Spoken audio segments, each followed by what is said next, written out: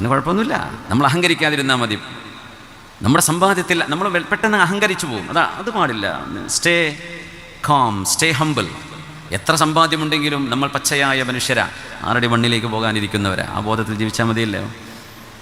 സമ്പാദ്യം എന്നത് കുറേ കിട്ടലല്ല, ഉള്ളത് കൊണ്ട് തൃപ്തിപ്പെടലാണ്. നമുക്കൊരു വീടുണ്ട്, ആ വീട് കണ്ട് സന്തോഷിക്കുക, കണ്ണ് ചിമ്മിയിട്ട് ആലോചിക്കുക, പടച്ചവനെ, ഒരു ഇരിക്കാനൊരു കൂരയില്ലാത്ത എത്രയായിരം കോടിക്കണക്കിന് ആളുകൾ സഹാറ മരുഭൂമിയിലുണ്ട് നമ്മൾ പറഞ്ഞപ്പോൾ നമ്മുടെ നാട്ടിലില്ലേ, നമ്മുടെ അയൽപക്ക സംസ്ഥാനങ്ങളിലില്ലേ, നമ്മുടെ ചുറ്റുവട്ടങ്ങളിലില്ലേ? അള്ളാഹു എനിക്കൊരു വീടുണ്ടല്ലോ. എന്നാലും ഇപ്പോൾ എൻ്റെ വീട് 2000 സ്ക്വയർ ഫീറ്റ് അല്ലേ ഉള്ളൂ, മറ്റവൻ്റെത് ഇന്നലെ ഉദ്ഘാടനം കഴിഞ്ഞ് 8000 ഉണ്ടല്ലോ, 15,000 ഉണ്ട്. എന്തിനാ അത് ആലോചിക്കേണ്ട കാര്യം? നമുക്കുള്ളതിൽ നമ്മൾ സന്തോഷിച്ചാൽ നമ്മൾ മുതലാളിമാരാണ്. ദുനിയാവിൽ ഇപ്പോൾ യൂസുഫ് അലിഖാൻ്റെ വീടിൻ്റെ അത്ര എൻ്റെ വീടില്ലല്ലോ എന്ന് ആലോചിച്ചിട്ട് എന്താ കാര്യം? അള്ളാഹു ഓരോരുത്തർക്ക് കൊടുത്തു. യുചീഹിമ യശ, പടച്ചോൻ എന്ത് ചെയ്യും? ഇഷ്ടമുള്ളവർക്ക് ബിഗൈരി ഹിസാബ്, ചിലപ്പോൾ അങ്ങ് വാരിക്കോരി കൊടുത്തെന്ന് വരും. എല്ലാ മനുഷ്യർക്കും ഒരുപോലെയാണോ? അല്ല. എനിക്കുള്ളതിൽ ഞാൻ സംതൃപ്തനാണ്. നിങ്ങളുടെ ഹൃദയത്തിനുള്ളിലാണ് നിങ്ങൾ മുതലാളിയാണെന്നത് അള്ളാഹു വെച്ചിട്ടുള്ളത്. അത് നിങ്ങളുടെ കയ്യിലെ പൈസയിലല്ല. കൽബിൽ തോന്നണം, എൻ്റെ ഭാര്യ, ലോകത്ത് കുറേ സുന്ദരിമാരുണ്ടായിരിക്കാം, എനിക്കെൻ്റെ ഭാര്യ ഏറ്റവും വലിയ സുന്ദരിയാണ്, അൽഹംദുലില്ലാ.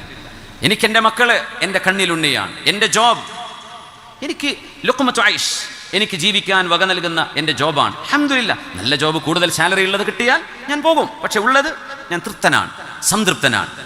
എൻ്റെ വീട്, എൻ്റെ ഫ്രണ്ട്സ്, എൻ്റെ നാട്. പലരും നാട് വിട്ടുപോയി അമേരിക്കയിലും കാനഡയിലുമൊക്കെ സെറ്റിലാവും. എന്തേ? നമ്മളെ നാട്ടിൽ സ്റ്റാൻഡേർഡ് ഇല്ലേ എന്ന് പറഞ്ഞിട്ട്. സമ്പാദ്യവും പറമ്പും ആയിരക്കണക്കിന് ഏക്കർ റബ്ബർ തോട്ടൊക്കെ ഇവിടെ ഉണ്ടാവും, പക്ഷേ നാട്ടുകാർക്ക് സ്റ്റാൻഡേർഡ് ഇല്ല എന്ന് പറഞ്ഞ് പോകുന്ന ആളുകളില്ലേ? എൻ്റെ ജീവിക്കാൻ കൊള്ളൂല, അത് പിന്നെ നമുക്ക് സ്റ്റേറ്റ്സിലൊക്കെ പോയിട്ട് ജീവിക്കാം. എൻ്റെ നാടും എൻ്റെ ഗ്രാമവും എനിക്ക് സ്വർഗമാണ് എന്ന് വിചാരിച്ചാൽ ആ മനുഷ്യനോളം സന്തോഷമുള്ള ആരെങ്കിലും ഉണ്ടോ?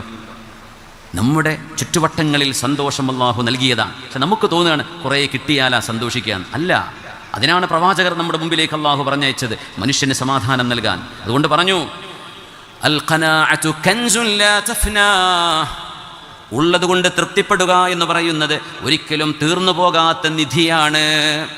തീർന്നു പോകാത്ത നിധിയാണ്.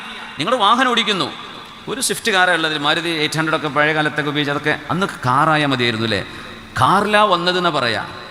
ചൂടുക്കണ കാലത്താണെങ്കിൽ ഗ്ലാസ്സൊക്കെ പൊക്കിയിട്ട്, അപ്പോൾ ചങ്ങാതി ആ ഗ്ലാസ് താത്തി കൂടെ കാറ്റ് വന്നൂടെ, ഈ ചൂടത്ത് എന്തിനാ ഗ്ലാസ് പൊക്കിയിട്ട് ടൗണിലൂടെ? ആൾക്കാർ വിചാരിച്ചോട്ടെ എ സി ഉണ്ടെന്നേ. എന്നിട്ട് കുറച്ച് ഇങ്ങനെയൊക്കെ പൊങ്ങച്ച മനുഷ്യന് വന്നിരുന്നൊരു കാലുണ്ടായിരുന്നു. നമ്മുടെ കൊച്ചുമക്കൾ പോലും ഒരു വാഹനം എന്ന് പറയുമ്പോൾ അതിൽ ഏറ്റവും ലേറ്റസ്റ്റ് മോഡൽ വാങ്ങണം എന്നാണ് വാപ്പയോട് പറയാം.